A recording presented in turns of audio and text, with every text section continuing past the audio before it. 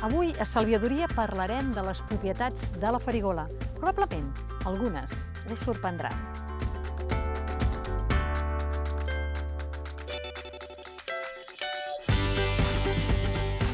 Avui, Josep, parlarem d'una herba bastant polivalent, de la farigola. Molts espectadors probablement la tenen al jardinet de casa. Sí. La tenim aquí, la farigola.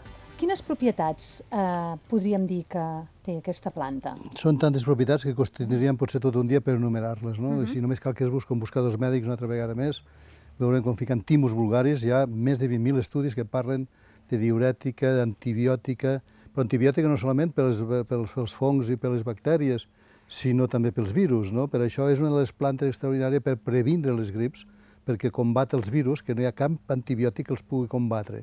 Tant estem davant d'una planta de les més poderoses que existeixen i que només l'aprecien allí on no la poden produir. I aquí, doncs, bueno, si els nostres padrins ja sabien, i padrines, perquè els padrins normalment no en fotin gaire de sopes, se les menjaven, no? Les padrines, doncs, quan venia la tardor, doncs, feien sempre sopes de farigola per evitar agafar la grip i els refredats, que normalment són vírics, no? Preventives. Preventiva, no? Doncs ara, clar, tenim por dels virus, doncs tenim un antibiòtic extraordinari natural que fa fongs, bacteris i virus, no? Com ens la podem prendre, la farigola? Aquesta bàsicament infusió, també podem, en fi, ficar un ramet a la boca, però si tu fas això, ho fiques a bullir un rato, sempre si és en verd, sempre s'ha de bullir un ratet. Perquè ens la podem trobar en verd o bé amb sec, normalment com les infusions que es poden vendre ja tan assecades.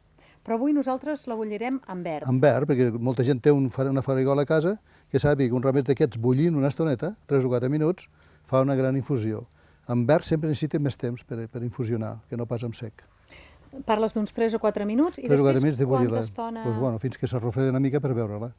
Quantes tasses de farigola podríem prendre davant d'un refredat o com a antibiòtic? 3 al dia perfectament, però aconsellem en aquests moments ja preparar-nos perquè no vingui, perquè quan hi ve costa més de sortir.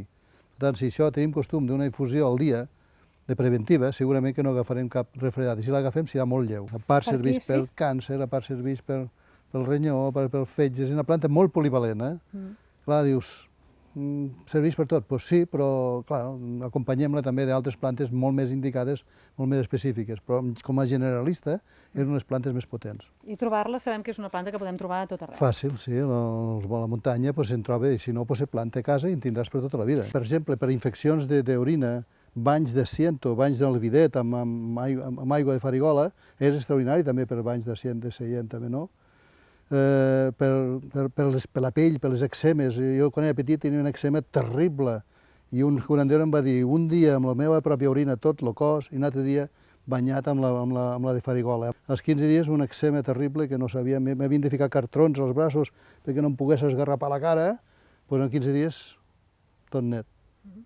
És a dir, que és tan potent. Preparem, doncs, la infusió? Sí. 4 minuts, i estem parlant de que la farigola seca... Sí, la farigola seca se pot infusionar només, i només cal infusionar-la, però aquesta s'hauria de bullir.